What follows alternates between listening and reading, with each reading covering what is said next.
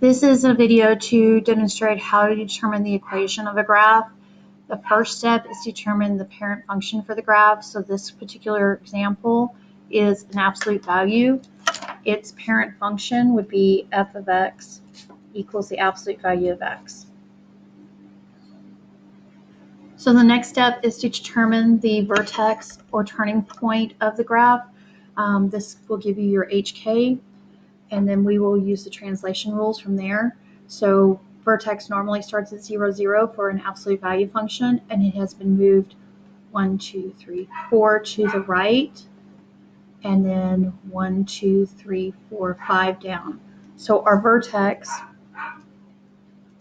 is 4, -5. But when we put that into our equation, the h will become a negative in our equation. So the next thing is to write the parent function equation in the form of a times, in this case, absolute value of x minus h plus k. So we're going to say f of x equals a times x minus 4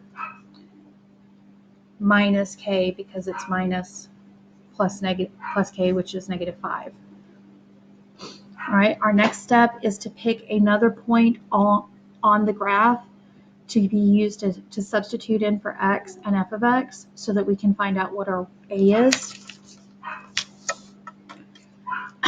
So I'm going to pick the point here, which is 1, 2, 3, 4, 5, 6, 7, -3. And that is going to be what I'm going to substitute for x and for y.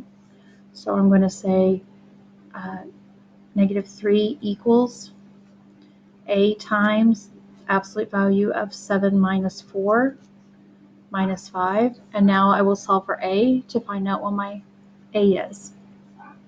So -3 equals a times 7 minus 3 is, or 7 minus 4 is absolute value of 3 minus 5. So basically we have absolute value of 3 is positive 3. So we have -3 equals 3 times a minus 5. And now to get a by itself, I can add 5 on both sides, which gives me 2 equals 3a. So we divide by 3, and we get our a is 2/3. So now we'll substitute a back into the equation to find out the final version of the equation, and it will be f of x equals 2/3 absolute value of x minus 4 minus 5. And that would be the equation for this example problem.